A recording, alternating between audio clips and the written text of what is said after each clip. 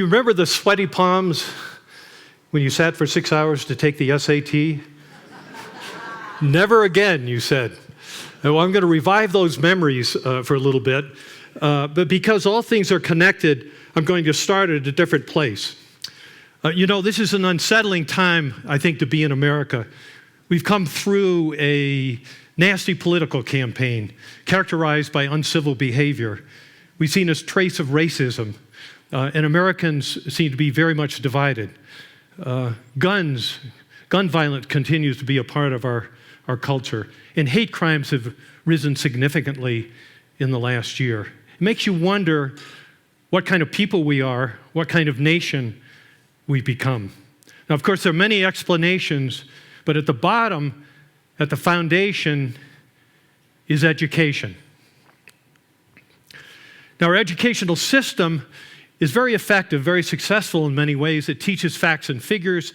It teaches us how to do certain kinds of things, such as solve for X in an algebra equation, but it's flawed in some fundamental ways.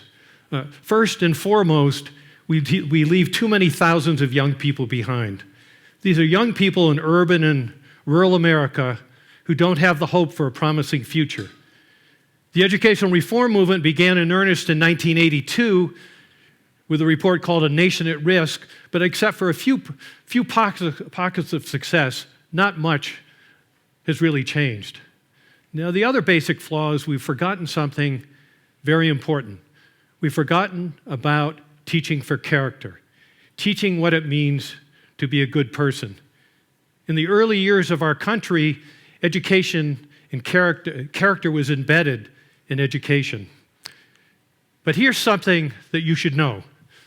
Researchers such as James Heckman, Nobel Prize-winning economist, and Angela Duckworth, author of the book Grit, The Power and Passion of Character, have found that character attributes such as resilience and optimism and creativity and perseverance are more important than particular skills or abilities. In fact, these characteristics of character are a stronger predictor long-term for success in college, success in work, and success in life. So character counts. Our founding fathers knew this, our church-going ancestors knew this, and I believe we know this. But how do we explain the loss of character at the heart of education? Well, there's an important principle here. What we ask for is what we get. This is the powerful, self-fulfilling prophecy of education. Do we seek young people who are driven to make a lot of money and be in the top 1%? Do we seek creative people that will come up with the next great idea? Do we serve young people? Do we support young people and seek young people who want to make a difference and perhaps work in nonprofits? Do we seek the brightest people as measured by SAT scores? Well, these questions shape the kind of country we have and shape the kind of young people that emerge. Well, let's turn to the gatekeepers for a second. These are our colleges and universities. At the top of the pyramid, our colleges define the standards and criteria for who benefits in our society. They define access to the American dream of making a good living, of living in a stable democracy, and working with others for a common good. And we know also that an individual with a college degree makes at least twice the income over a lifetime as someone with a high school degree. But it's the colleges and universities, the top of the pyramid, that set the rules. Within our colleges and universities, of course, we have the process for admitting students, the admissions process. Yes, the admissions process and the stranglehold of standardized tests, what I alluded to before, the SAT and the ACT. The SAT began in the 1930s with good intentions to level the playing field, to create an objective standard to evaluate young people across the nation and from different backgrounds and different schools. And it works very effectively. But over the last 90 years, the standardized test had become the coin of the realm, particularly shaped by our most selective colleges. These are the colleges, the 40 or so colleges that accept 30% or fewer of their applicants. The Ivies and little Ivies from back east, the great public universities such as Michigan and Berkeley, the great private universities such as Duke and Stanford, and a few others. They are the ones that have set the standard and support the continuing power of our standardized tests. Now, the standardized test, the SAT, is valuable for another reason, particularly when we have thousands of applicants to colleges and universities. Last year, Stanford had 55,000 applicants and accepted fewer than 5%. Princeton had 26,000 applicants and accepted less than 7%. Pomona had 8,000 applicants and accepted 9%. So it's a valuable tool for ranking and sorting the large numbers of people applying to college. But you better get a good score. Take that SAT prep, take those practice tests, and go for that good score. In this national competition, it makes a difference. But there's a big problem in all of this. There's collateral damage. The SAT, the fever to get a good score, the fever to get into a selective college or a particular college, and the fever to get great and high grades has a negative impact on the emotional health of our young people. Almost 50% of the students at our most selective colleges, the winners in the competition, have emotional issues, whether it's depression, clinical depression, or a tendency towards suicide. Madeline Levine, who's a professor of psychology at Stanford, in fact, has spoken to parents here in our valley, has studied this phenomenon for a number of years. She's also looked at a high-pressure high school in Silicon Valley in California that has had a number of suicides. It's indeed sad and tragic if you don't get into the school of your choice that you jump in front of a train. Now, these tests focus on cognitive abilities, on problem solving, and critical thinking. These, of course, are valuable skills in college, and in work, and in life.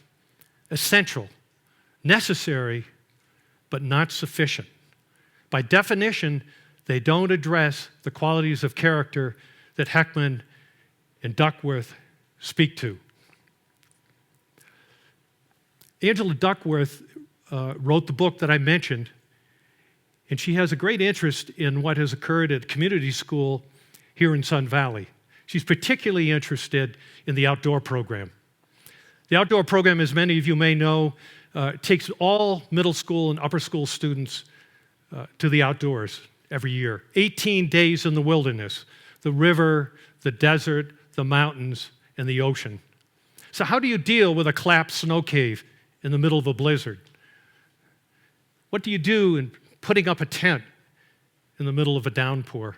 And how do you handle the last 5 miles of a 20-mile hike on a 15-degree day? The qualities that emerge from these experiences and similar experiences are the qualities that make a difference in life. We did it. These are the kids imbued with these experiences, imbued with these qualities of character that we want in our colleges, we want in our communities, and we want in our workplace. So how do we fix this situation? How do we elevate character in America? How do we elevate character in our colleges and universities? And how do we elevate character in college admissions? Stokely Carmichael asked the question back in the 60s, clarifying question, are you a part of the problem or are you a part of the solution? Well, we reached out nationally to educational leaders and thought leaders about a year ago. And we asked the question, we didn't ask Stokely's question, but we asked this question: would you be willing to work with us to change the college admission system and elevate character? The answer was immediate, and it was a resounding yes. The result was a meeting last September in Columbus, Ohio, of 55 innovators. College deans from the leading colleges in the country, Princeton, MIT, Wesleyan, Amherst, 15 college deans, leading reformers such as Duckworth, Rick Weissman, who runs a significant program at Harvard focused on caring in community service, the testing experts from Educational Service and the College Board, and educators at the secondary level, including college counselors. This group of 55 agreed that they would work together and individually to elevate character in the college admissions process. They also agreed unanimously on 28 action steps. College admissions offices will signal character. It's central to their admissions process and make decisions on that basis. The college admissions experts will develop ways to assess validly and consistently and commonly across colleges how to assess character. And the college placement people, the college counselors, will develop more effective ways to present students with character.